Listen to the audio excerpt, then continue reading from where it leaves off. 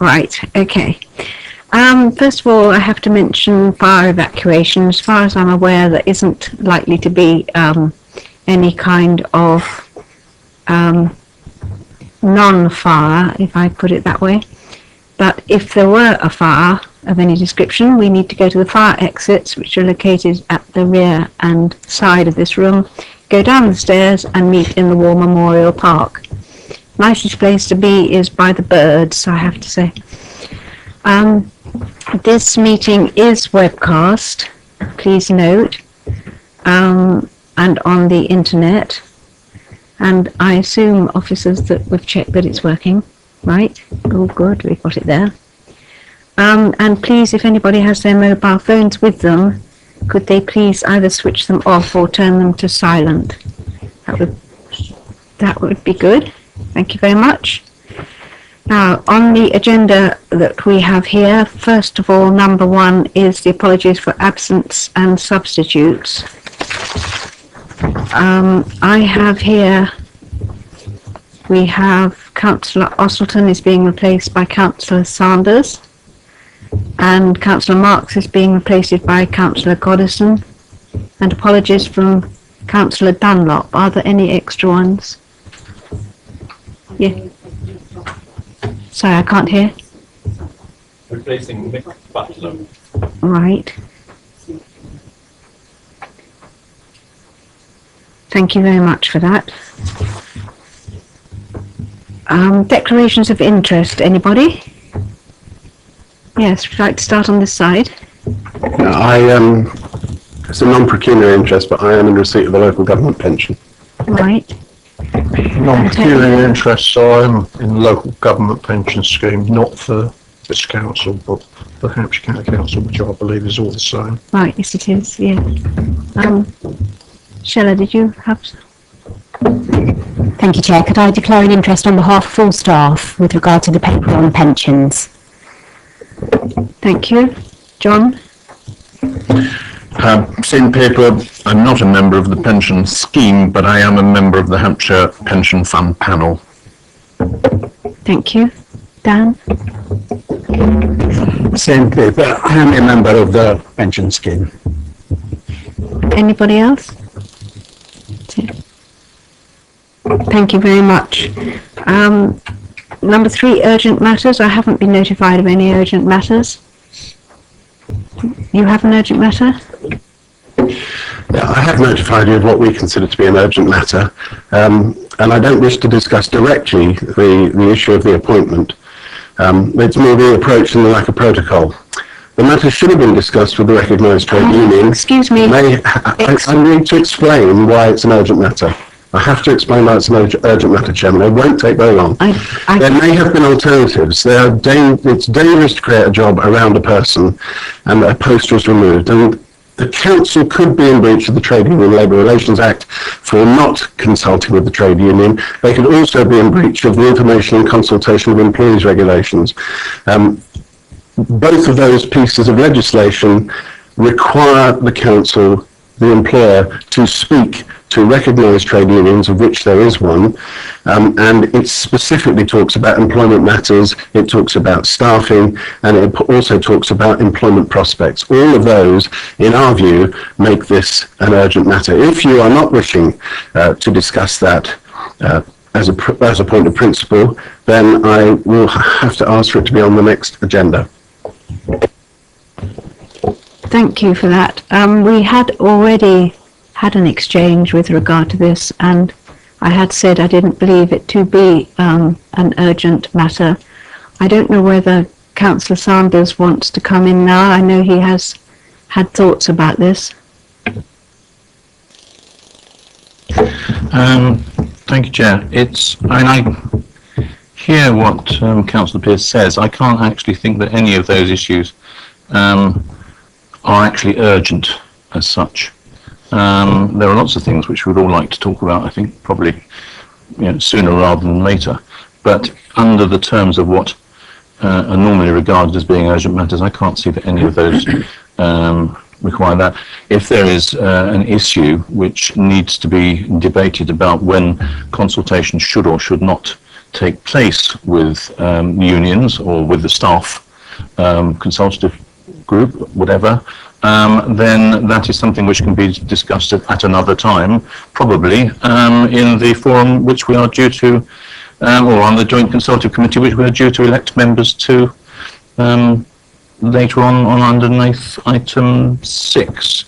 But I really don't think that this actually qualifies as such. But I would hate anybody to go away with the impression that because it's not appropriate to deal with it now, that anybody's trying to hide anything, which is normally what happens the moment you refuse to discuss something or decline to discuss something. I don't believe there is anything to be hidden. And if that were the case, then I certainly wouldn't support it being hidden. But I don't believe that to be the case. I do think I have to respond to that. Excuse me, it's my privilege to speak first. Thank you very much. Councillor Sanders, thank you very much for that. And I think I would take your advice and propose that these problems be brought up at the Joint Consultative Committee, which we are appointing members at number 6. And I think that should be the end of the matter. Thank you. You're not going to allow me, Chair, to respond? I do not believe it's necessary. Thank you very much. Well, I believe it's necessary. I'm sorry, but I'm chairing the meeting and you're not. Well, I say on behalf of the staff, it seems grossly unfair that an issue that reduces the number of staff by 1, that's clearly covered by 2 pieces of legislation, is not considered as urgent. Chairman, could I just ask whether Councillor Pearce is representing the staff or whether he's actually here as a member of this committee? Would you like to answer that? Of course, I'm not representing the staff per se, but what I have seen is of grave concern to me, particularly when the council which I represent appears to be breaking the law. Well, some of us would disagree, so thank you very much. Thank you. Can we, excuse me, move on to item 4, the minutes of the committee? I think there's only about 2 people who were actually on it at that time. Are you happy that I sign the minutes? Thank you. Now, item 5, to elect a vice chairman. I haven't got a vice chairman. Do I have any proposals, please? Thank you, Chairman. I propose Councillor John Lake. Sorry, I would second that. And any other proposals? No. John, it sounds as if you're in the chair. If you'd like to come and join. Yes, I'd love you to join me.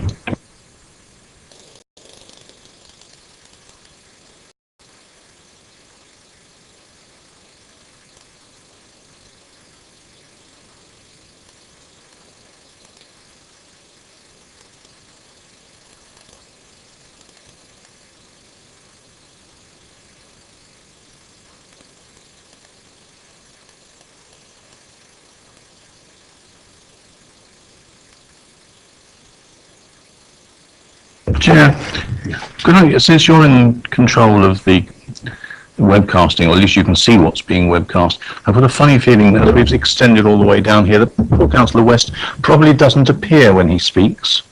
I mean, if I turn mine off and he turns his on, you can see whether he does, in which case we could all move up so that we can all be seen when we contribute. Madam Chairman, I'm content not to be seen, but I'm certainly content not to be heard either. What are you here for then? I'm not content not to be heard. I'm content not to be seen.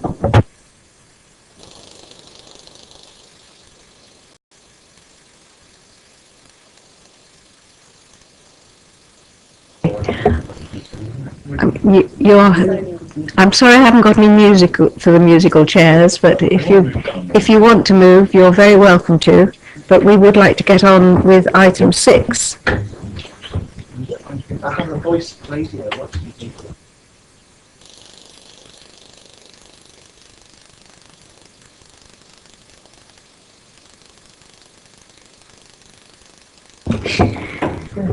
Right, item 6, appointment to the Joint Consultative Committee. Can I have some suggestions, please, as to who'd like to be on it?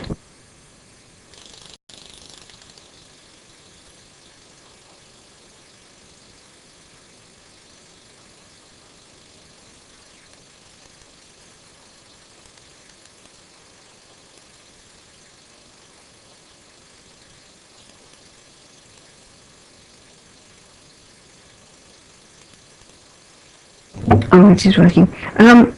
That is two from, we haven't got one from the Liberal Democrats or from UKIP. There's silence from UKIP, so he obviously doesn't want to be on it.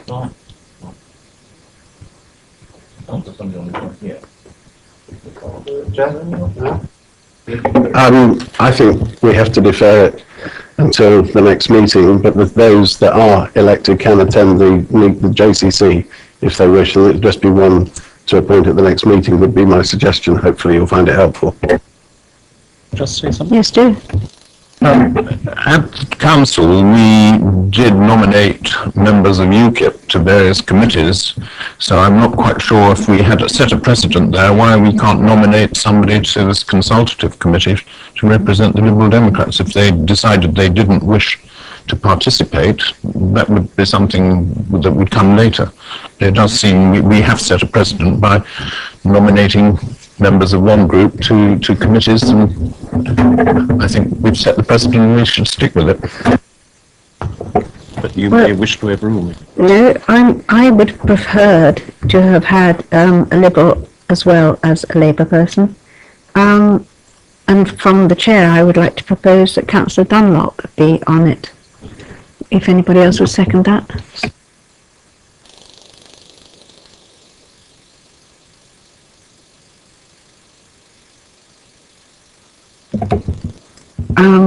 Would you like to make a choice, or do you want to go to a vote as to who There are the... 3 seats, Chair, and there are 3 nominations. Oh, yes, there are 3. You're right, actually. Yes, thank you. So it's a done deal.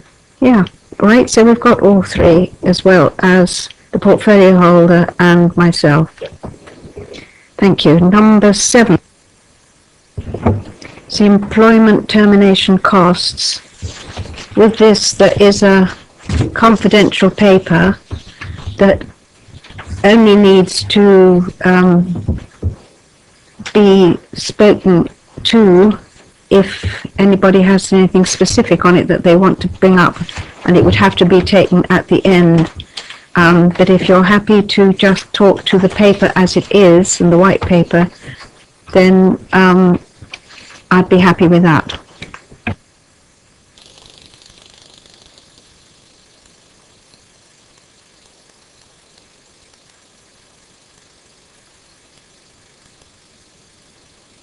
Philip, would you like to introduce it? Thank you, Chair. Just a very brief introduction. You can see it's a very short report. It's one that we provide every year to this committee. In accordance with best practice, we like to let you know how much has been spent in the past year on employment termination costs. So that's covering any redundancies or early retirements or any compromise agreements that the council's incurred. As you can see from the paper, the total expenditure was £48,851 last year. That's down significantly when it was over 400,000 the year before. As you can see, that's made up of redundancies and settlement agreements, and the redundancy was made in accordance with the policies which this committee has agreed in the past. There's a table which shows how much redundancy payments people are entitled to. As you say, there's a confidential appendix, so I don't think there's any more to say. I'll take any questions. Thank you. Thank you very much. Are there any questions? If that's the case, then perhaps we could move to note the report. Is everybody happy for that? Agree. Thank you.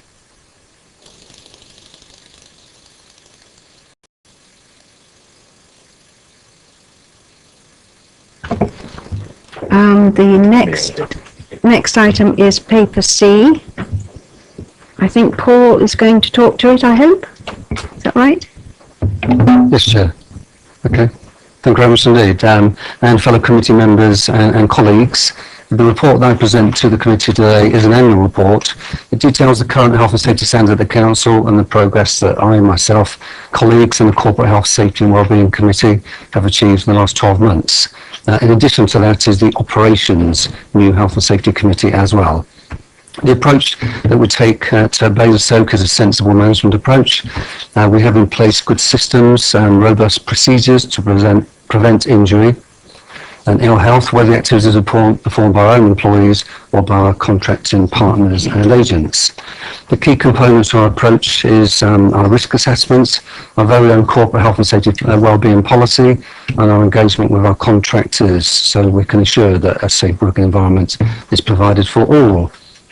I have explained in the report the Council's current position and produced our statistical data as well of the incidents that we have had, mostly minor, as you will see. We learn from the incidents that are reported and are investigated. And in the last 12 months, we've made an investment in training to change some of the, on occasions, careless behaviour of staff. And secondly, we've supported the work of both of those two committees that I've mentioned. In the closing stage of the report, I have shown our projected action plan for 2014 and 15, which is supported by both those committees. I'd like the committee to note the contents of the report presented today and for this committee to work alongside us while we make our journey of continuous improvement throughout the council.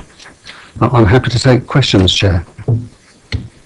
Thank you very much. Has anybody got any questions? Yes, Councillor. Thank you. I'm going to get a bad name, I can see this, but I've got to ask the question. We have a number of questions on the report itself, but we want to know which councillor is representing the portfolio holder, because it is in fact the portfolio holder that should be presenting this report, as I understand. And the question shouldn't directly be the responsibility of the officer. Not that I have anything to say about the officer. I do have to ask who we direct these questions to. Guess who? Yes, I answer all questions these days. I think this has always been one of these grey areas, because it's very clear when you're dealing with other matters of policy, etc., in the council, that the portfolio holder is responsible for takes responsibility for the reports and brings forward the policies and brings forward the action statement from the policies. When it comes down to operational issues, which are very clearly the responsibility of the chief executive and his managers, in other words, the operational side of the business, there is no parallel responsibility for the portfolio holder in that situation. And what we've always tried to do as best we can is to have a fairly inclusive discussion of these factors. It's never really been confrontational, I don't think, in the past, and I hope it won't be in the future. I'm happy to contribute what I can do as best I can do, but clearly a lot of this is reporting incidences which are of an operational issue and which you wouldn't, I don't think, expect or me to be able to answer with any degree of certainty, because I am not an employee or a manager of the council. Thank you, Councillor Leake. On page 15 and 52, this table, are the category of employees listed, is that definitive or just a suggestion? Because under lone workers, which is the second box, it does seem to me that planners and particularly enforcement officers can go out into areas that are not all that inviting sometimes, particularly if they're investigating something that shouldn't have been done. So I just wonder whether this is... What? And councillors, yes, yeah, absolutely. Delivering leaflets and having your fingers bitten off. But I'm more concerned about staff here, and in particular, and certainly in my ward, sometimes things are going on down dark lanes, and I just question whether we've included all those who might fall into that category. Sorry. This started as a target audience, but we certainly take the review very seriously. This is more embracing that we would include councillors, some of our planning people, our building control, So most definitely, the target audience will change as the risk assessment changes and as the events change as well. But I'd like to that you guys can have the assurance that it will be inclusive. And can I just comment, the canvassing for the electoral register this year was a good example of how we do include other people. Thank you for that. Tony James? Thank you, Chair. I've got two questions. One on page 4 of 9, 5.11, the incident reporting. On that, it seems to have gone up, well, it has gone up by about 42%. I just wondered why it's gone up such a lot. Is there something that's happened we don't know about? Or? The incidents are really minor. We have an excellent reporting system here. We report near misses. We report any employee that has a concern which they believe could be injurious or maybe detrimental to poor health. We do report.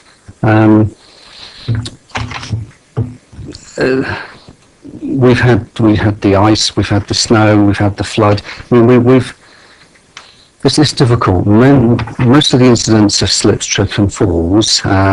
We do have some people that do make some careless mistakes. We challenge that behaviour. We try and rectify that behaviour.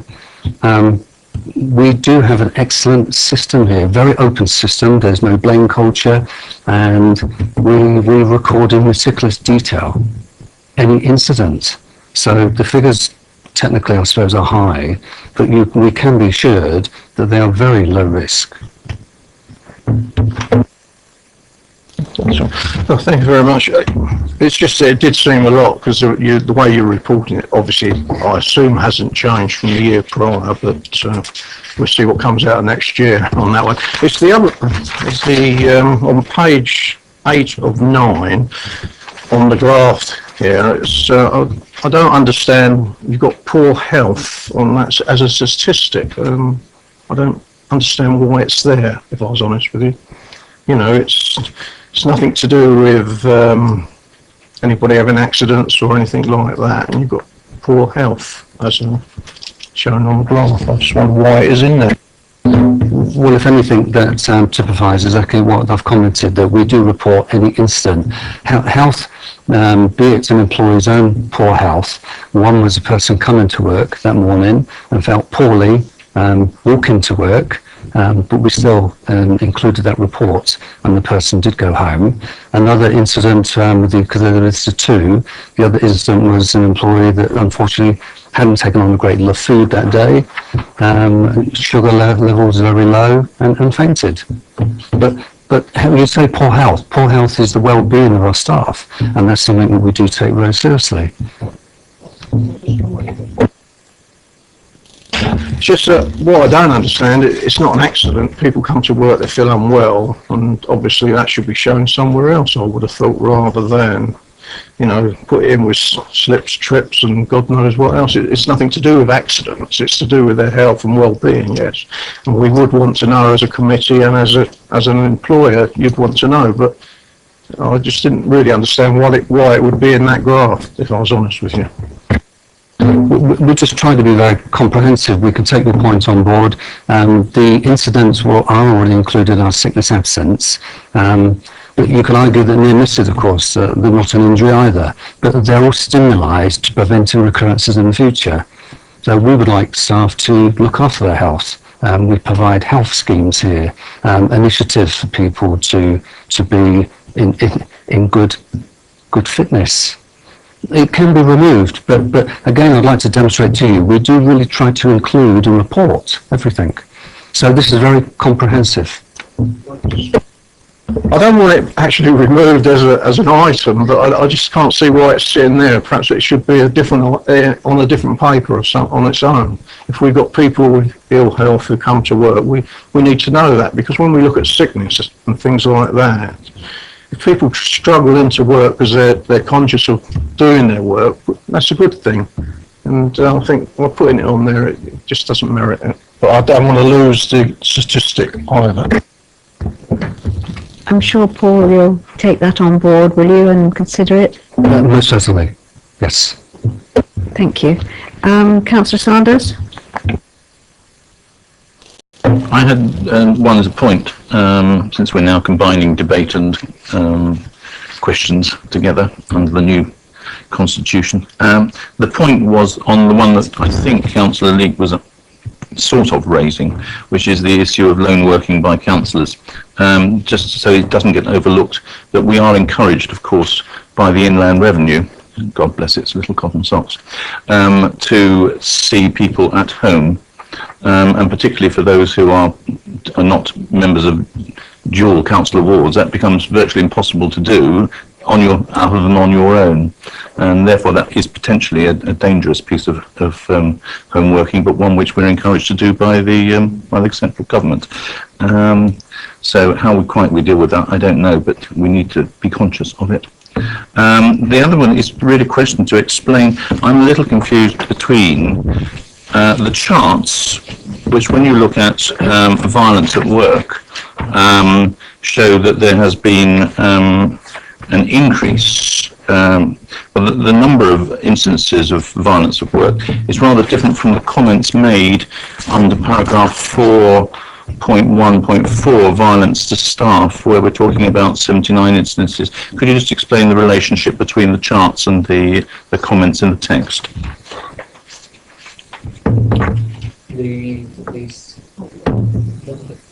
Sorry, it was my fault. The comment itself is violence at work includes abuse, and we have had a spate of members of the public abusing our frontline staff. Again, we're meticulous in how we record that and how we provide support to staff in that venture. The numbers have increased, yes they have, but then again not too dissimilar in makeup. We have reported less persons using our violence at work marker system, where we normally write to members of the public, advising them that we will not tolerate their behaviour. That has fallen, but in terms of incidents to our staff, where they've reported concern, where they've been threatened, where they've been abused, those numbers have slightly increased.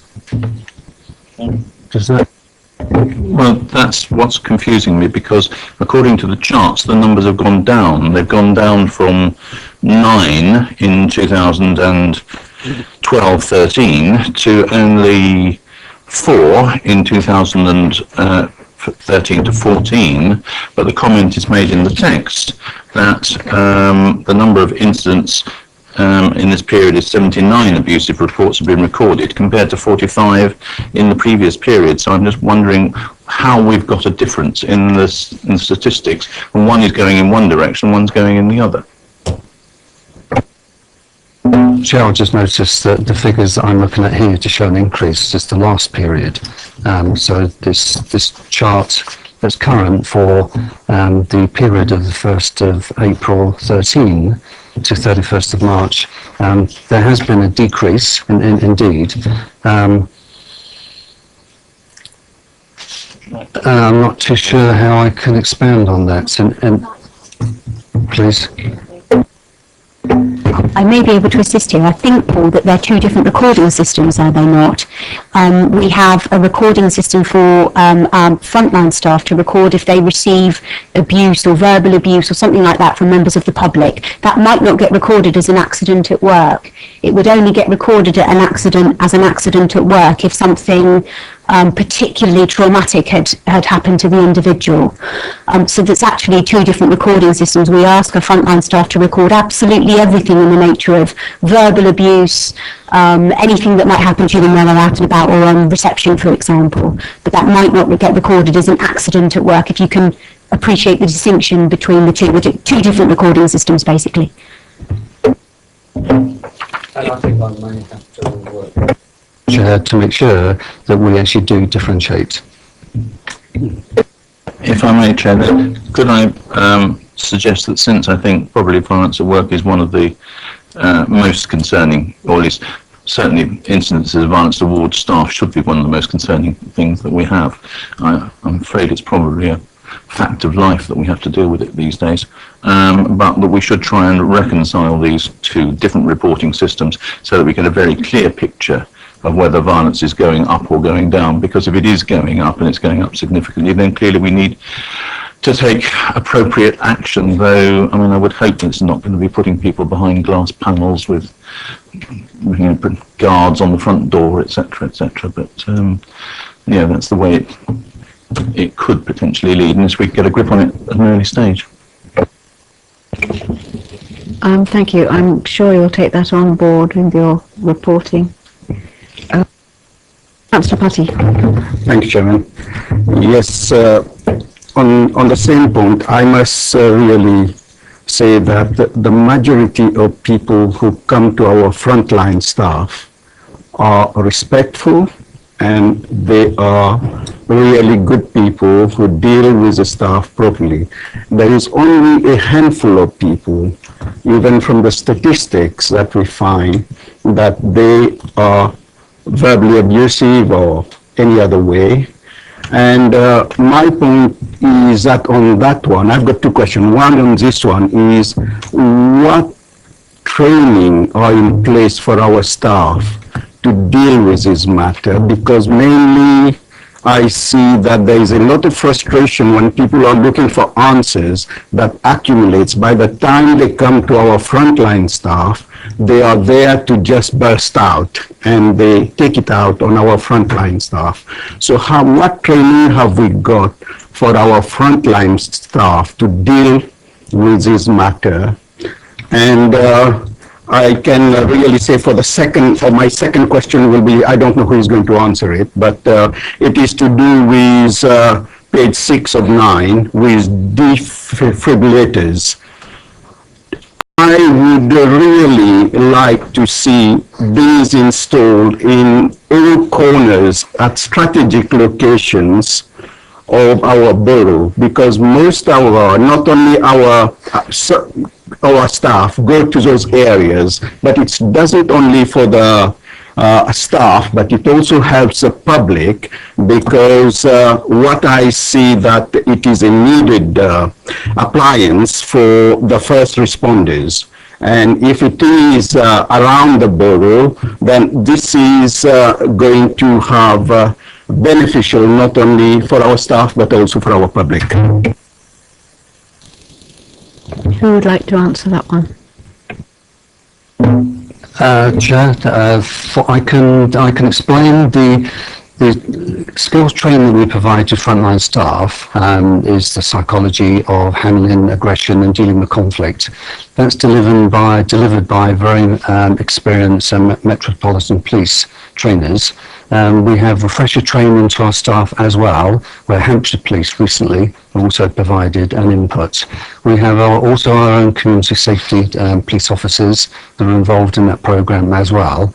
We provide scenario training to our staff as well. So that's quite thorough. So by the time that the person is confronted or meets a member of our staff have really good skills in trying to diffuse that situation. We have backup facilities as well. If indeed we have to evacuate the building, we have alarm systems, we have interview rooms that with CCTV, and also we have panic doors to escape as well for our staff. Does anybody want to take on the defibrillators?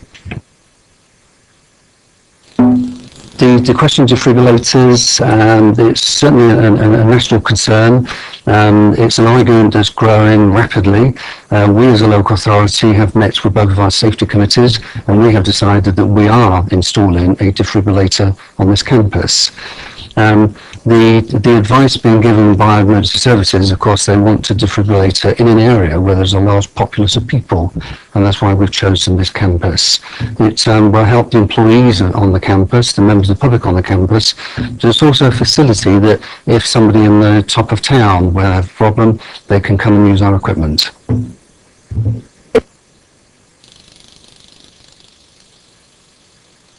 Could I just respond?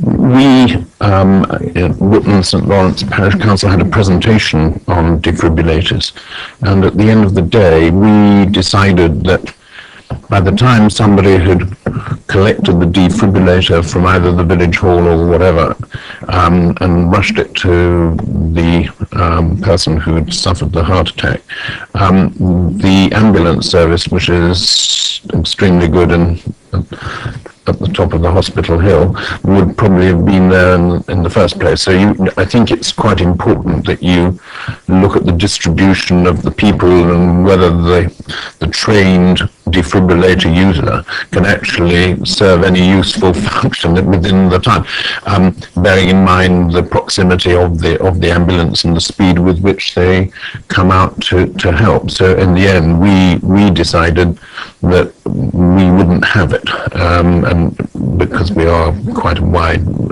community, and I think that's probably true of others. So I doubt it's going to be something that you would wish to spread through the whole borough, simply because, I mean, the further you get away from the ambulance service, then the more desirable it might be. But for those who live within 5 minutes of the ambulance station, then I guess it's probably not going to help very much. That was our view anyway, that helped. Thank you. I've got Councillor Pearce. Can I come back? On the same thing. On Yeah. the same Okay. thing, yeah. Yeah, it is. I quite agree with Councillor Lake with regard to the proximity. But there are other areas which have got like first responders who are around. And if it is strategically further away from the ambulance station, yes, and those are the areas, that's why I said strategic areas, and this is what I'm looking for, to be looked at so that these equipment are vital for people, and not only for people, but there are also our council staff who go through those like refuge collection, etc., etc. So we do have a need for it. So I would like to be looked at.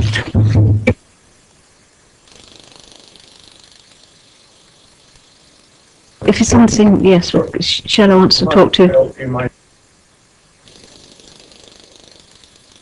Just a number of years ago, I think it was when I was mayor or just before, but there was a scheme out there where charity, they were actually collecting money for it. So individuals have these defibrillators and all around their workplaces, and they're on call. The idea was so you can get there quicker than the ambulance. I don't know if that scheme is still going, but it'd be quite interesting to find out, because it was quite an ongoing thing in about 2006, around that time. Okay. We're all getting excited about defibrillators. I think the scheme is actually going, certainly in certain areas. For instance, I know that there's a defibrillator in Highclere Village Hall, and there are responders trained around the area who can get access into the hall and get it if it's needed. It would probably be a very good thing if we could actually have some kind of map of where defibrillators are available right the way throughout the borough, so that we know where and how they are accessed. But they are a very vital part, and I think probably Councillor Putty should be declaring an interest on behalf of cardiac resuscitation unit, so should I, and no doubt other members who are appropriately being sort of operated on in various parts of their anatomy to keep their cardiac system running would also wish to declare an interest on this. Yes.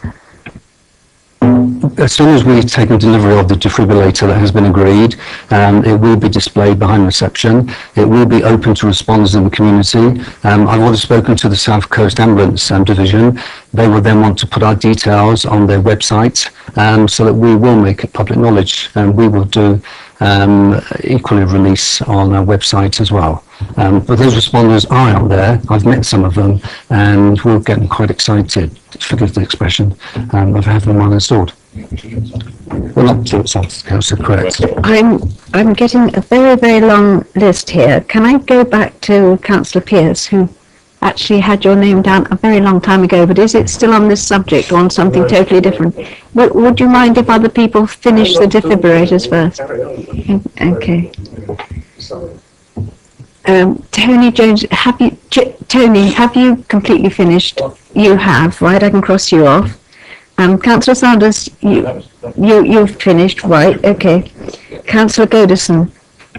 Thank you, Chair. Just purely as a matter of interest, I might just mention that we are planning to put one up on the recreation ground in Old Basing, where all our sporting clubs function from, as we feel that possibly that's the area where it's most likely one might be needed. Thank you. Thank you, Chairman.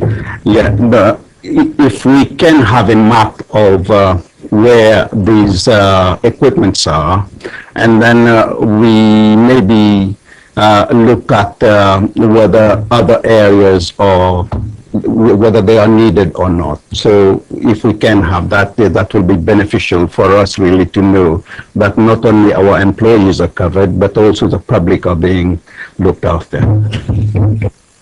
Thank you. We seem to have expanded from just the civic offices to the whole of the borough, but it can't be a bad subject to. Councillor West, are you on this one as well? Yes, but on topic, not as a tangent. Have a go. This is actually on the subject. I was very happy to learn from Mr. Beaumont that this device, this defibrillator, will be available to the community that's going to be situated in the borough. During what hours and days will it be available? It will be during core hours here, which will be up to 7 o'clock in the evening. As yet, we've got to look at. There are promotions at the moment between the fire brigade and the paramedics, where you can actually have a defibrillator installed in a electronically programmed cabinet outside, which is open 24. Well, technically, is accessible 24 hours a day.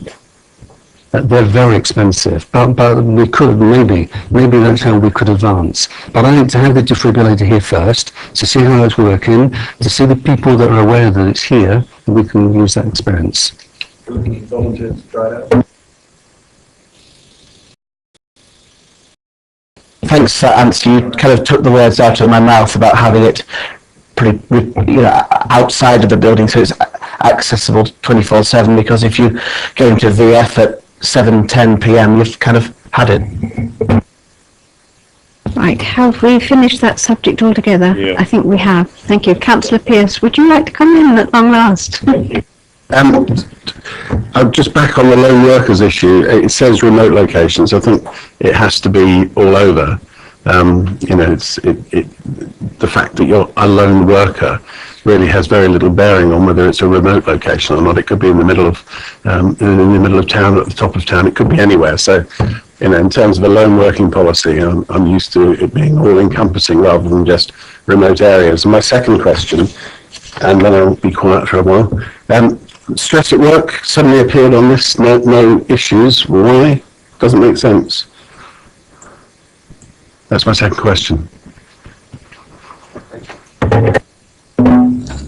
Then your first assessment, I think, is a sound one. However, we were challenged recently by the Hampshire Police because we thought that some of our lone workers work at the top of the town.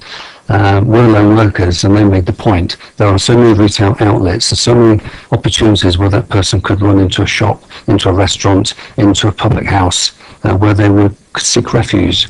We've always included that person as a lone worker, and I think, Councillor, we will continue to do so. Now, on the stress subject, we do complete staff surveys. But could you take me back to the point exactly that you're referring to in the report?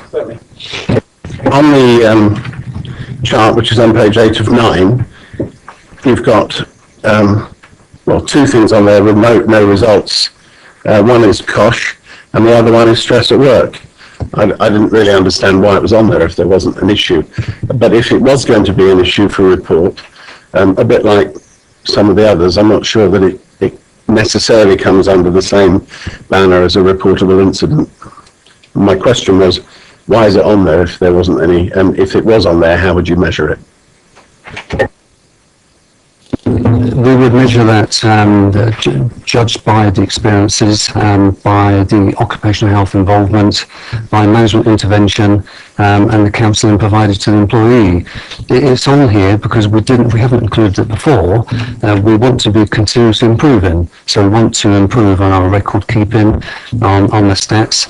I think I'm very tempted, similar to your fellow counsellor, maybe the poor health and stress at work could be combined within the sickness absence and other cases that we have, and that this could be exclusively for near misses and incidents and personal injuries in the workplace. In terms of definition, Chair, Mr. Beaumont's right. It should be in the sickness. It's already actually there in terms of anxiety, and it's one of the highest. So it's already there. It's not. I think we're on thin ice if we start declaring publicly, we've determined that somebody's had a reportable incident and it's stress at work. I think that would be a very, very dangerous place for us to go. Fine. Thank you very much. We think we've covered it really rather well, I think quite fully. So the recommendation is to note it, and 2.2 is that we continue to support and promote health, etc. Is everybody happy with that? Agreed. Thank you.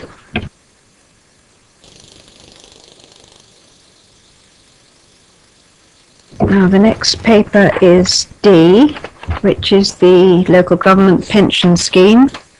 Who would like to, Shella, is it you? Yes, thank you. Thank you, Chair. This report informs members about the changes to the local government pension scheme which apply from the 1st of April this year, and also seeks approval in relation to the employer discretions within the 2014 regulations.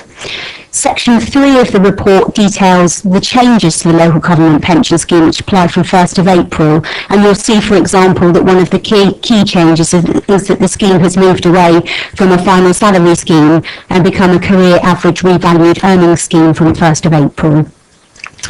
Within the pension regulations, each individual employing authority has certain discretions over how it exercises its functions within the pension scheme, and the discretions cover 4 areas, and each separate employer must have a policy in place in relation to those 4 areas, and in 2 distinct categories. Firstly, for staff who stopped contributing to the scheme between 1st of April 2008 and 31st of March 2014, and then also for those staff who joined or continue to be in the scheme from the 1st of April 2014.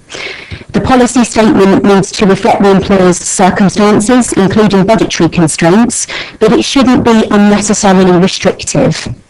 And this report makes recommendations about how this authority could apply the discretions available to it. The table in Appendix 1 shows both the compulsory and optional discretions which are available to each employer, and it then explains how we deal with those at the moment. And then there's also proposed policy statements for the 2 categories, so those staff who left between 1st of April 2008 and 31st of March 2014, and those who continue or join in the scheme from 1st of April. The key changes are highlighted in yellow text in Appendix 1, and they're also detailed in paragraph 5.4 of the report. Then, to assist the committee further, and also to assist members of the staff at the council who will, once it is approved by members, need to understand and interpret this policy, we've also turned those into a more traditional policy format, and that's contained in Appendix 2. So, under the terms of reference for HR committee, the committee recommends to full council any element of discretion involving the council's pension scheme, and this is one such area. So the committee is therefore asked to note the changes to the scheme from 1st of April, and also to recommend to council approval of the 2 proposed policy statements in Appendix 1. I'm happy to take any questions. Thank you. Councillor Roney. Thank you. I just under on page 3 of 16, 3.1, the 3rd point down, the normal pension age aligned with the member state pension age. It is currently 65. I think that's a changing picture now, isn't it? It's not. I mean, if you're only 40 now, your retirement age is going to be 68, 69. And I think it's wrong just to put that in brackets that it's currently 65, because even now that is a changing age. Thank you. Sorry if that's misleading, but what I'm referring to there is the fact that at the moment anyone who's retiring, the normal pension age is 65, but I do appreciate that moving forward that age will change and increase. Yes, yes. Councillor Sanders? Thank you, Chair. I had, it's really on the statement, actually, on Appendix 2. Getting a little confused between, we have at the bottom of page 14, employees that on flexible retirement, for instance, employees should make the final decision on whether to allow flexible retirement is at the sole discretion of the strategic leadership team, but flexible retirement for posts at councillor level appointment may only be agreed by councillors. Now, two questions arise there. One is, which councillors? Is it all councillors, or just some councillors, or a passing councillor, or whoever it might be? And the second thing is, if this applies on this particular case on flexible retirement, why doesn't it apply under awards for additional pension, for early payment of pensions, for waiving of actuarial reductions? Because in all cases, I would imagine it's quite possible that these elements of it would could be applied for by somebody who is a councillor level appointment. Particularly might even be applied for by a member of SLT even. The councillor level appointments are determined under the Constitution and the Officer Employment Procedure Rules, and they are essentially the head of paid service and the two directors. So if any of those posts were to apply for flexible retirement, then because those are council level appointments, councillors would need to approve any of those posts requesting flexible retirement. So that is what is meant by that phraseology within the policy. With regards, the Officer Employment Procedures rules cover when officers are appointed and when they leave the council. So members would be involved in the decision to either appoint or members leaving the council if that was for disciplinary reasons, for example, but they wouldn't generally be involved in decisions around retirement. But there's no reason at all why we couldn't change that and add it in if it would assure members that there was a more consistent approach. I think I would be quite worried about the strategic leadership team deciding to award additional pension or early payment of pension to one of its own, with no councillor involvement in that. And I come back and just repeat my question. When we talk about by councillors, can we define which councillors? Is this by this committee, or is it by full council, or because we need to be accurate here? Yes, certainly. It's as per the Officer Employment Procedures. So for the head of paid service, it's an appointment by full council, and for directors, it's a subcommittee of this committee that would make the appointment. In which case, then I think for the benefit of clarity, we should make that integrated into this policy statement. Councillor Lee. Can I just ask, on the discretion, have we tried to assess whether under the new pension rules it will be either more or less expensive to exercise the discretion that we have set out here? I mean, I'm sure that's a very difficult one, but bearing in mind we're going to the new contribution rates and the average earnings rather than final salary, there must be an implication, a financial implication on the discretion that we can exercise. I mean, it's set out, and I don't know how many additional years or whatever. And I'm not just talking about the compassionate bit, but do we have any idea whether this is likely to prove more or less expensive than what we have had until the 31st of March? I should have given you notice of that, really. And if you... Thank you, because I think I would need to give you a written reply on that. We haven't, I think it would be very difficult to assess the cost of applying the discretions in the way that we have, but I suppose what we could do is look back historically to see the kinds of decisions that have been made and try and cost those under the new and the old procedures, perhaps as an area that springs to mind, but it's something I'll probably have to speak to my colleagues in finance about and see if there was a way that we could do it. I mean, I don't want you to put you to hours and hours of additional work, but, we are being asked to approve this. And it would be nice to know that it's not going to be at some great additional cost. And I'm not quite sure how you're going to assure me of that.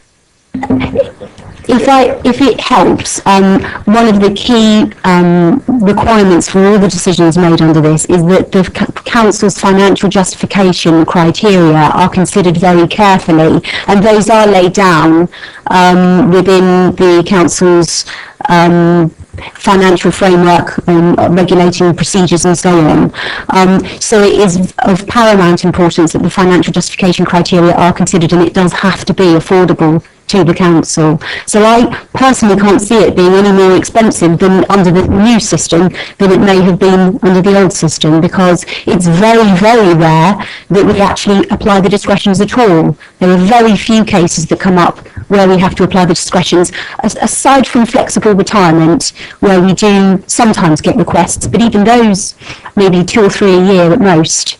So I cannot see this costing any more under the what we're proposing here than they do currently. It's just that sitting on the pension fund panel, I am only too acutely aware of the vast deficit that sits there, and that it's never realistically ever going to be cleared, in my view. I've even managed to persuade Hampshire to actually chart on, we keep showing the value of the pension fund going up, but nobody had ever previously charted the liabilities, and I had persuaded them to do that. And the last meeting, the week before last, we actually saw it, and actually we're making, although the portfolio is doing very well, we're not actually making any inroads, well, marginal, into the deficit. So the one thing we don't want to do is keep adding to the deficit, because it already costs us a vast amount. Anyway, I would be interested in your response, but keep it short. Fine. Any more? Oh, yes, Councillor Pearce. Thank you. I was slightly perturbed at, the sole discretion statement as opposed to the statement before, but I don't suppose that you want to change that, but it just seems slightly harsh. In terms of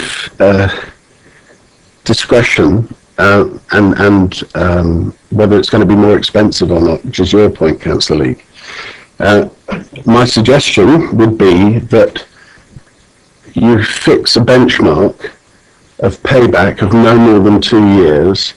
So if the cost of exercising a discretionary payment, together with any additional costs of redundancy, for example, come to less than the cost of 2 years' employment, it's just an example, then that wouldn't be a case that would go forward. And I think it's those sort of protocols that you might find useful. It probably needs to come back here and to audit and governance. But if you had that sort of, it's certainly what I operated in Transport for London. We already have those protocols, Councillor Pearce. We do have a payback period within the, as I say, within the council's financial standing orders. So yeah. Glad you're ahead. Sorry, but Councillor Pearce actually was including the additional cost of the pension as well, not just the redundancy. So do we do that? Yes. Oh, right.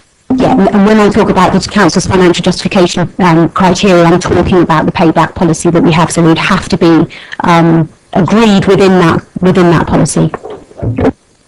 That sort of makes my other point more relevant. It therefore is not at the sole discretion, because it's actually been driven by a policy. It's not at the sole discretion of a group of people or the chief executive. If it's in, it's in, and if it's not in, it's not in, and it goes forward.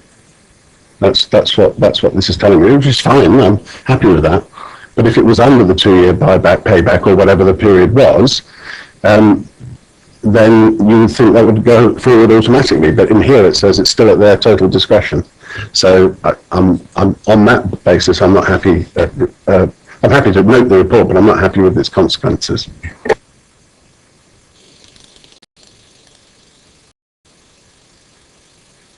questions from anybody or comments? Councillor Sanders. Trying to take Councillor Pierce's concept on board, I suspect that the answer is within the wording, because I think what is being said there is basically that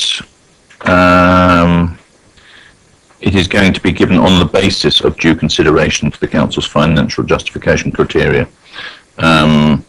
At the the sole discretion of means that they are the decision makers, and that we're not going to have everybody else trying to suddenly climb on the bandwagon at the end of the day and saying, well, we all want to be part of that decision making process, and that I think gives clarity to it. So we maybe just want to have a little look at that wording to see if it can be tightened up to take on the fact that it is not a decision just being made on a whim, but has to be in accordance with that criteria, because otherwise it's quite right in saying that sole discretion means you could decide to do it even if it wasn't in accordance with that, which is what we don't want, and which would be against operating procedures. But it's just to clarify, just get the wording sorted. Yeah.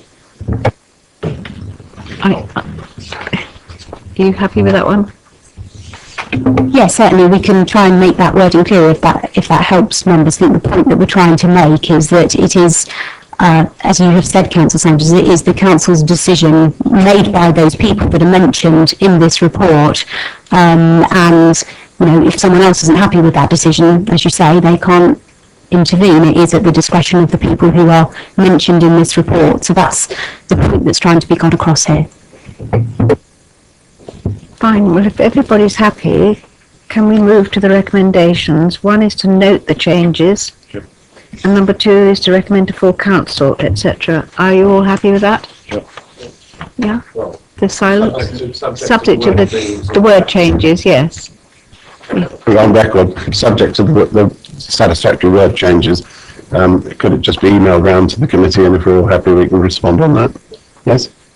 You're happy with that, sir? I'm offering my services to help you with the wording. As you know, I've got this thing about split infinitives, which takes up some considerable amount of time, but I'm quite happy to do that. And I think, as long as we're all happy with it, because that's what we all want, so we're all in agreement. So just get the wording right. Yeah. Okay. So we'll move forward. Thank you very much on that.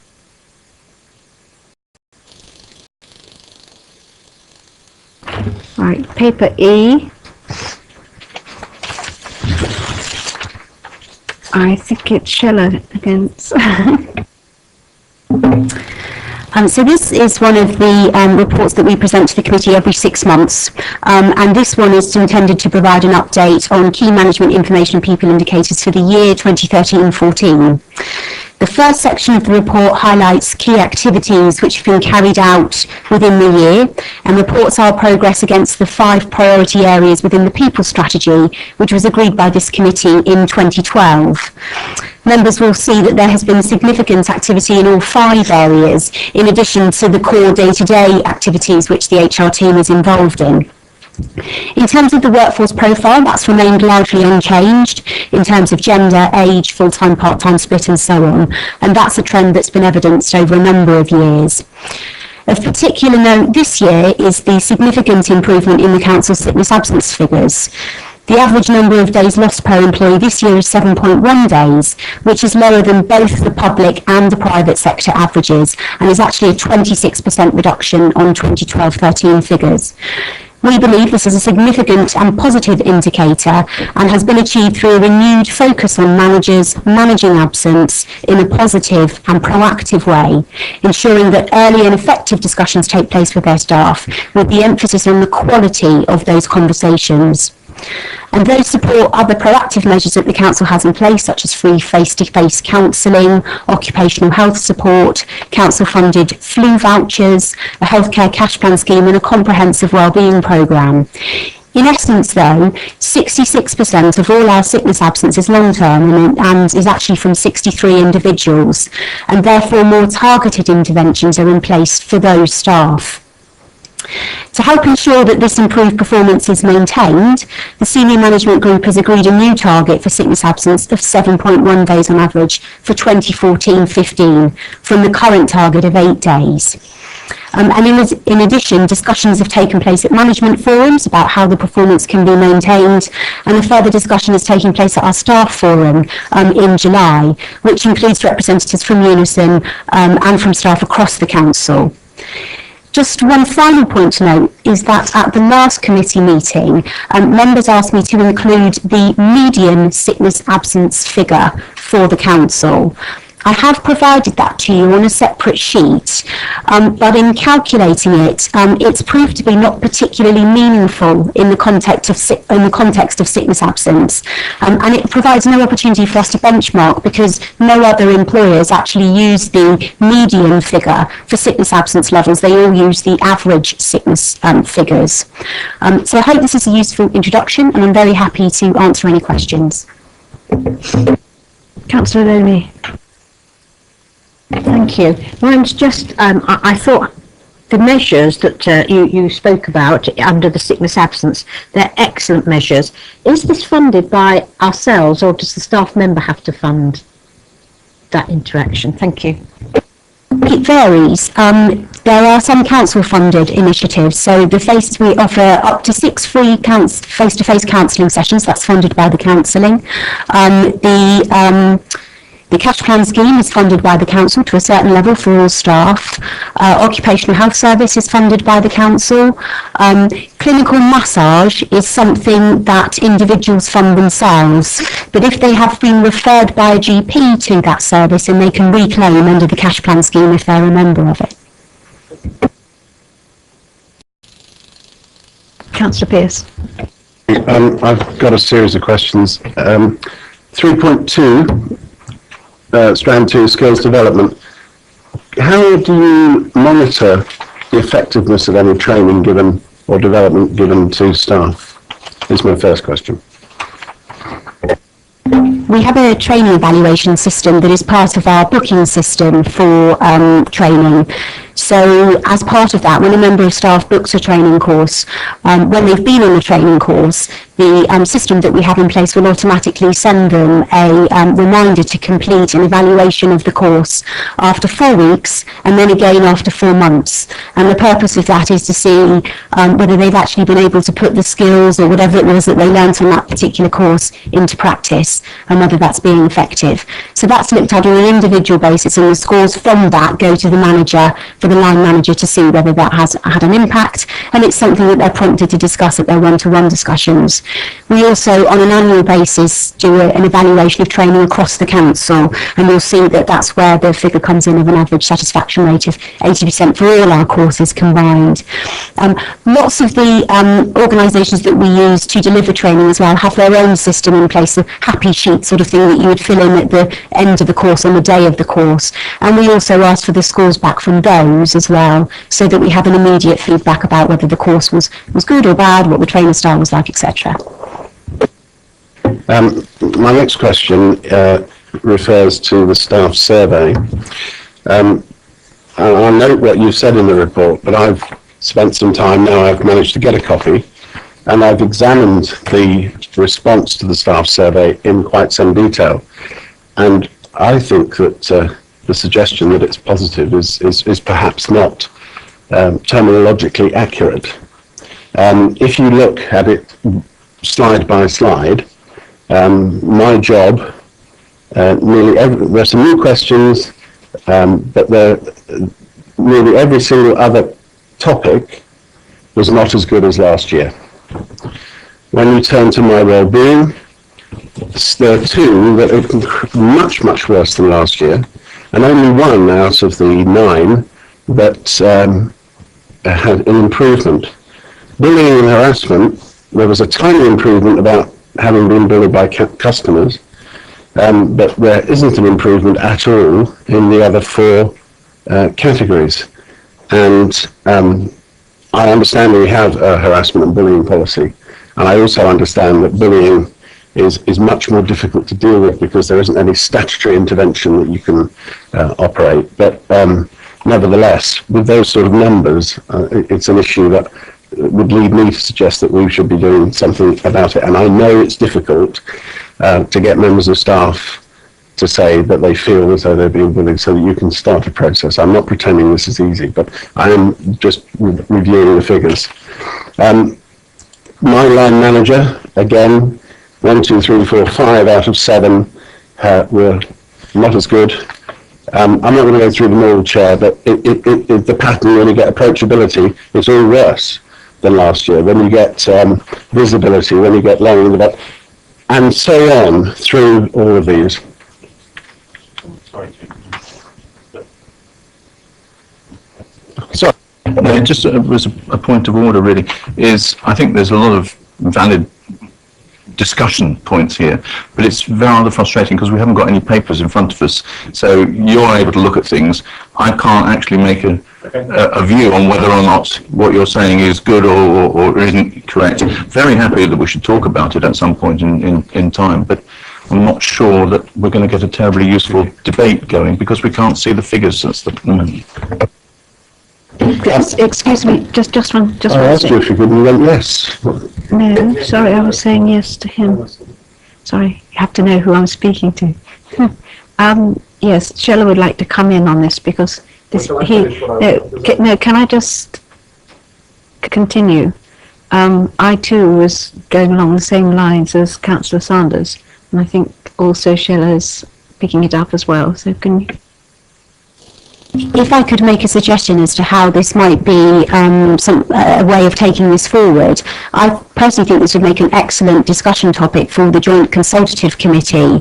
The reason for that is that I'm sure members would want to hear from Staff Forum and Unison about whether they feel the action that has been taken in response to the findings from the staff survey has actually worked. Obviously, you all appreciate that this is now over 6-7 months old and a lot has been done in response to this. So if I may, I would suggest that this could be a topic for the first Joint Consultative Committee when our colleagues from Staff Forum and Unison have are an equal partner in that meeting and can actually make a really good contribution, I'm sure, to the discussion with members and management as well. Right, yes, thank you.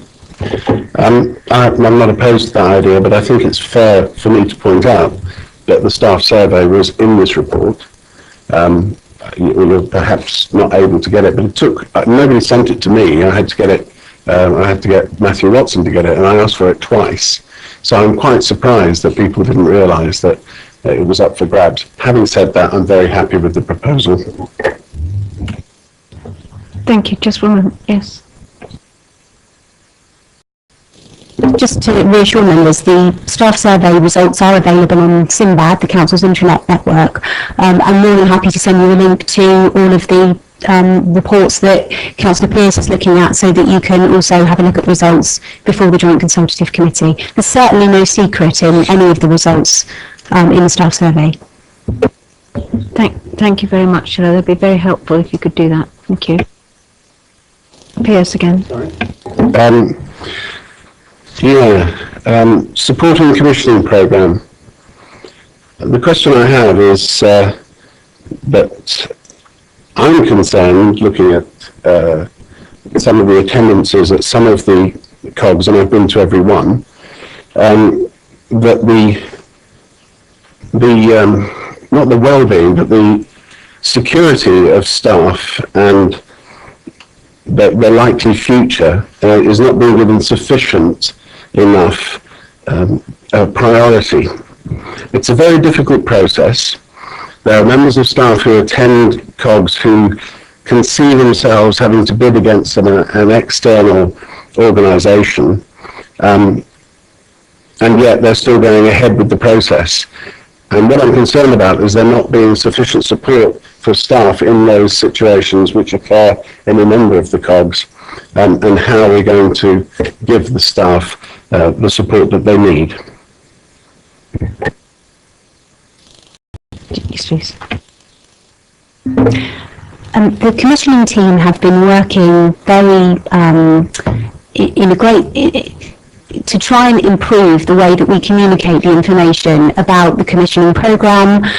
They have been, for example, we're having staff briefings at the moment, and Lisa Kirkman has a slot on that to brief out face-to-face to all staff where we are with the commissioning programme.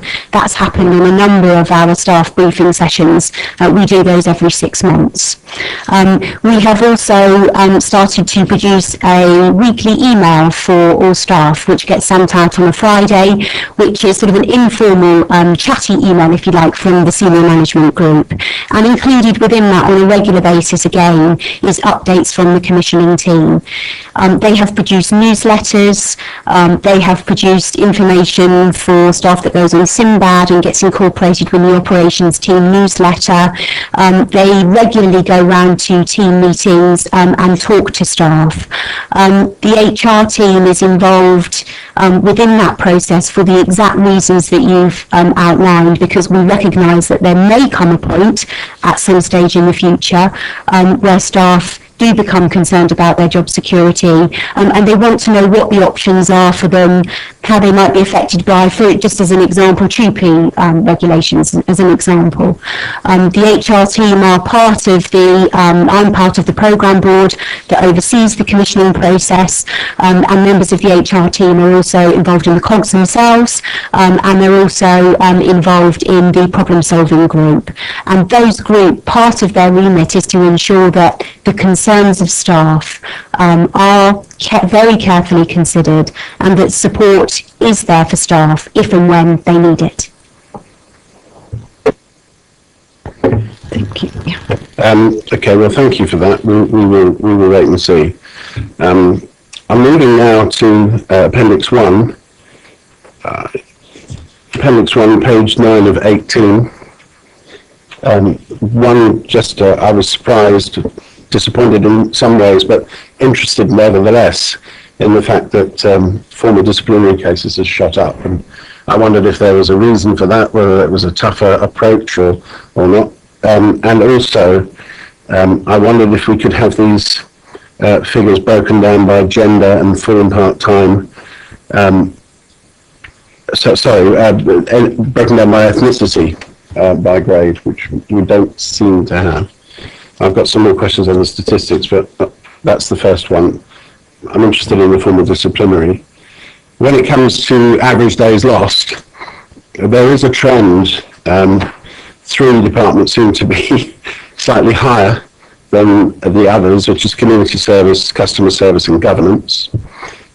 Interesting. That may again be a discussion for another place, but I think we should note that there is a trend there. And when you move to the reasons for absence in 12-13, average days absent from work, the areas which traditionally, and I'll say here, are highest is number 1, anxiety, stress, etc., which is another reason for having stress as part of these figures. But also musculoskeletal injuries. If you look at 13-14, you'll see that there's 16 average days lost, 39 for anxiety. But you can actually add the back problems into that. Then it shows 3 specific areas of very much higher absence. And something that we were considering a number of years ago at Surrey County Council was to provide additional support for people who are actually stuck with the health service, because those 2 areas are some of the highest that the health service have to deal with, musculoskeletal and mental health. So they're under pressure, and it's not an uncommon practice for employers to provide some additional support to try and get people fast-tracked. You have to do the sums to see whether it works, but getting them back to work earlier is what's behind that. So I'd be interested in what people have to say about that, Chair, and I've got some other questions. In terms of the workforce profile and the breakdown of the information by gender and ethnicity and so on, we provide all of that as part of the workforce profile that we actually publish on the Council's website.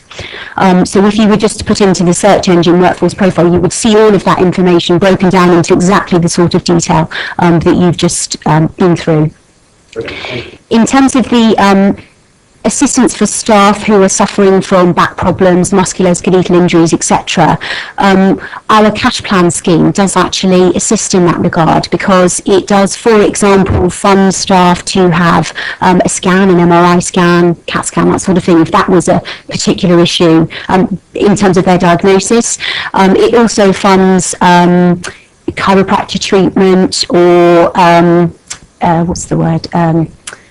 Other sort of physiotherapy, sorry, that's what I'm trying to think of. It would fund them to have physiotherapy.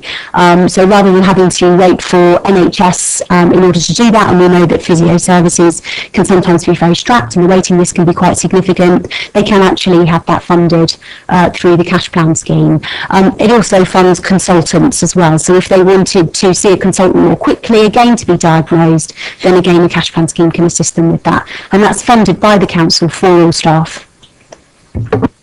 So does it actually cover everything? I mean, you talked about physiotherapy at no cost to them. Fine, good. It funds them up to a certain level of cover in each year. And the staff member themselves can elect to increase their cover that they're provided with if they want to pay an extra subsidy themselves, but it only covers them up to a certain level. So it may or may not be a solution to what I'm proposing, so perhaps we can return to that. I was interested also to see that the level of injury and fractures has increased from 2011 from 411 to 508, 23%. Do you know if there's a particular reason for that? They seem to take less days off, but more incidents. I mean, is this out of work? As I noticed on the other statistics you are going to include, which I think is also sensible, injuries sporting injuries for staff in their own time. I know a number of issues that come as a result of that. But injury and fracture could be anything, but it has increased. So a reference back to Mr. Beaumont probably would help on that. I think I've nearly finished, Chair, with your indulgence. Am I right in thinking that Table 11 and 12, if I go on the website, I will find all the information. You've got the ethnicity profile for all staff and the equalities monitoring for job applicants. Will the website show me what the ethnicity is in the Basingstoke and Dean area as a comparison? It does, thank you. I am complete, Chairman. Well done. Is there any more questions from... Councillor Sanders, I'm so sorry.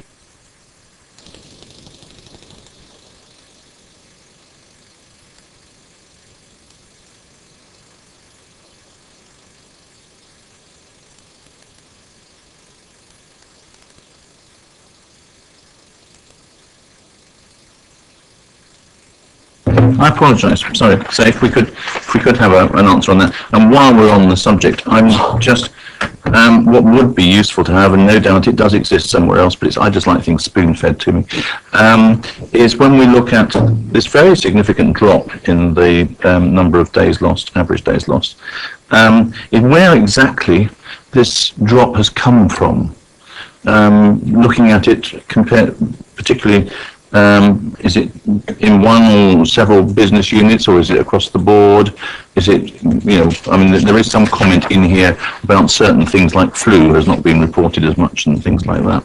But when you get such a significant drop, compared with a failure to get it to drop at all over the previous 4 years, it would be nice to have a bit of an indication of where it's come from and how it's been achieved, because it could be just a statistical fluke and the underlying problem may not have gone away. Thank you.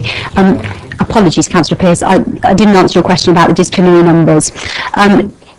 2012-13 was actually a blip, if you like, in terms of there were a much lower number of disciplinary cases in that year than there had been previously. In 2010-11 there were 16, in 2011-12 there were 19, 2012-13 8, and then this year 18.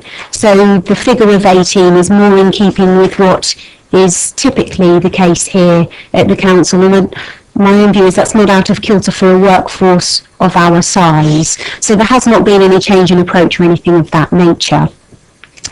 In terms of the sickness absence, I would hate to think that that was fluke, because a huge amount of work has gone into actually making that happen by the HR team and by line managers as well.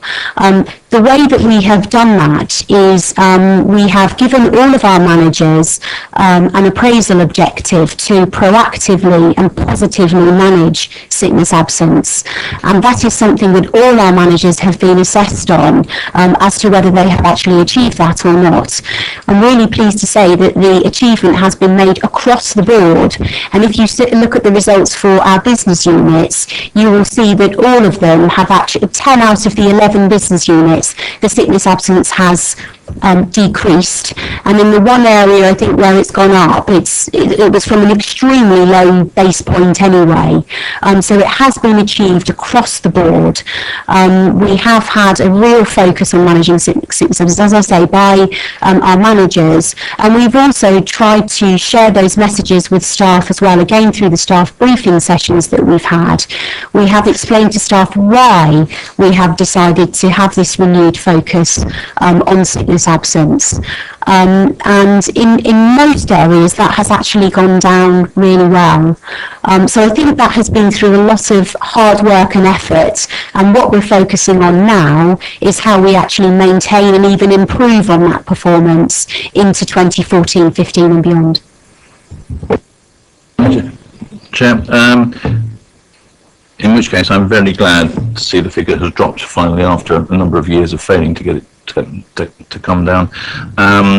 It would be useful if we could have the comparative figure on table 4 just for the previous year, so we can see where the changes come from, because we've got the number of staff and total days lost, and there's no comparator for the previous year. So that will be the thing, and I think in future when we report them, it's always good to see trend data, even if it's not, if it's just from one year to the next at least.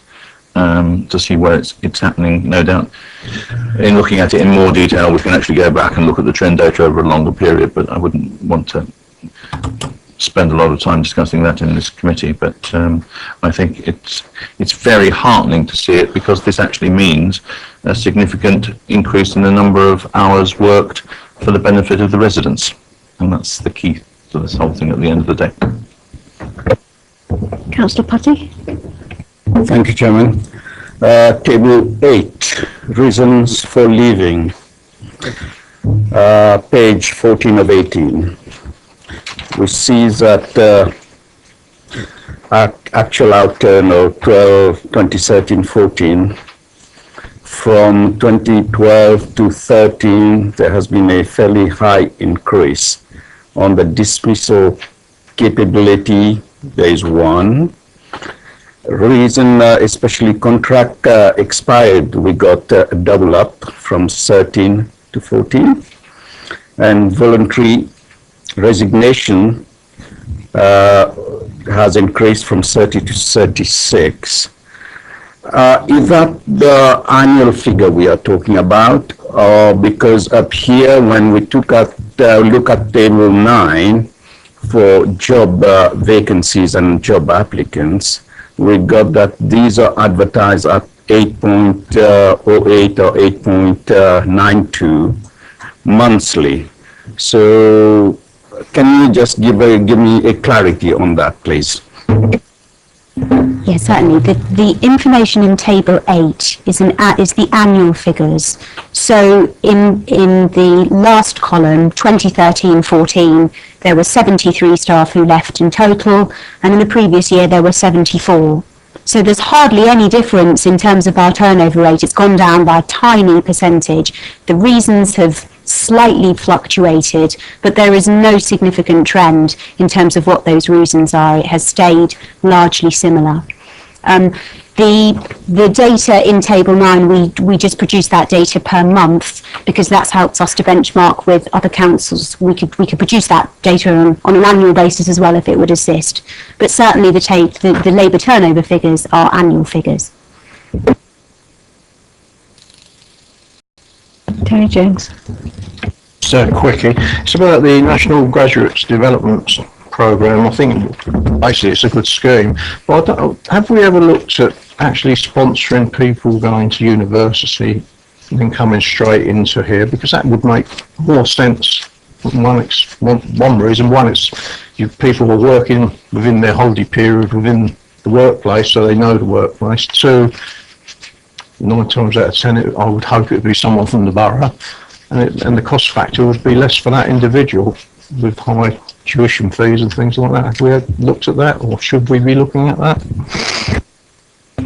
We have a professional qualification scheme at the council which has been in place for a number of years, and this is where existing staff can actually apply to be funded to undertake various qualifications. Generally, those are qualifications related to the particular job that they're doing. So it might be some kind of professional higher level degree, for example, in planning, or whatever it might be. That's a really good succession planning tool, because obviously if we're training up our staff in order to be able to do those sorts of qualifications, then they'll hopefully stay with us and be a professionally trained planner or whatever it might be. So that's something that we do at the moment, and as part of that, it's often the case that people do day release as well. So that's sort of similar to what you've suggested. We do also have apprentices as well, which again are funded in a similar way, in that they will join the council on an apprenticeship scheme, and as part of that they do a qualification, usually an MVQ level 2 or 3, for example, and we have I think 7 apprentices at the council at the moment doing those schemes. It's not really what I asked, because what I'm saying is people leaving college with their A-levels going to university, if we pick them up early, we can pick the good people up, and therefore they're already in there. So the graduate scheme, as good as it is, if we can pick them up earlier, they're therefore more advanced when they actually come in to get some of these other qualifications later on, once they've actually got their degrees. So we're seeing them through university, they come back to a job, and then they take these other diplomas or whatever for their services. Have we not looked into that? Because that to me makes more sense than picking people up out of university years later, get them in work, learning how the job is, what we do in Basingstoke and Dean. And my view would be that it actually helps people in the borough, perhaps. We can't say solely, but the idea would be, children or teenagers in the borough, and therefore, but we would gain as a borough, as a council, because we've got these people coming through, and if they're really bright, you're getting the benefit of them as well while they're studying.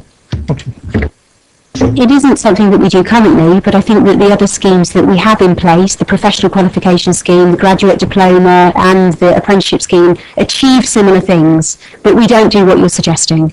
It'd be good to actually look at it, see if it's feasible, is what I'm really asking.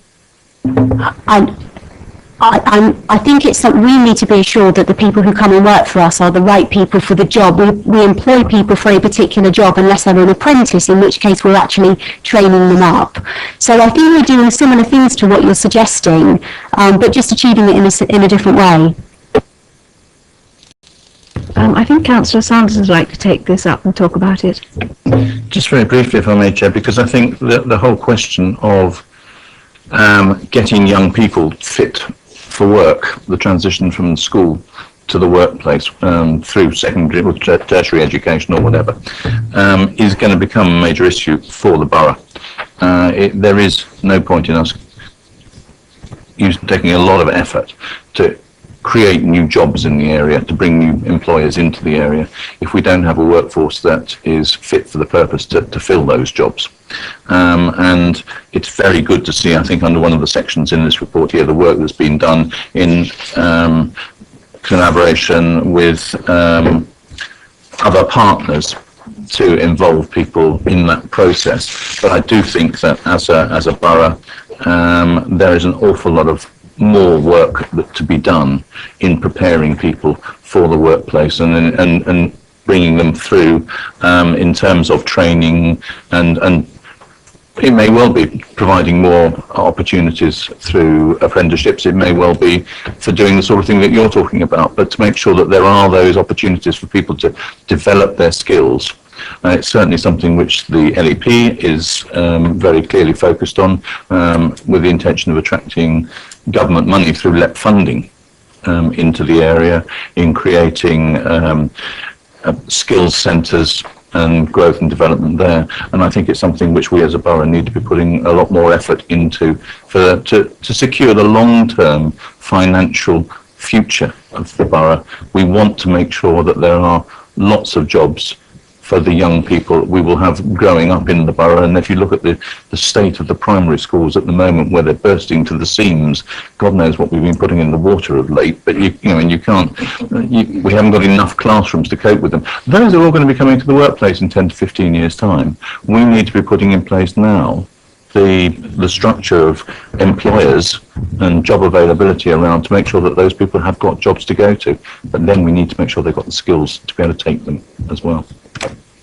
So I would take up your suggestion as part of reviewing that whole process. Thank you, and thank you, Tony Jones, for the suggestion. Councillor Pearce. I just want to echo it really, and echo what the leader said. Many years ago, local government and the nationalised industries spearheaded training for young people, not just apprentices, but engineers, accountants, professional staff. And it is something that we need to build back. But we can't do it on our own, so we've got to do it in partnership with the Chamber and so on. So, I think we would support that. Just one small question. When people are ill, can they work from home? If they're just not well enough to come in, but they are able to do some work. I mean, is that something you offer or not? In response to that, yes, it is. It does depend on the role. Clearly, there are some roles in an operations team, for example, where that's not possible, but in most areas that is something that we consider.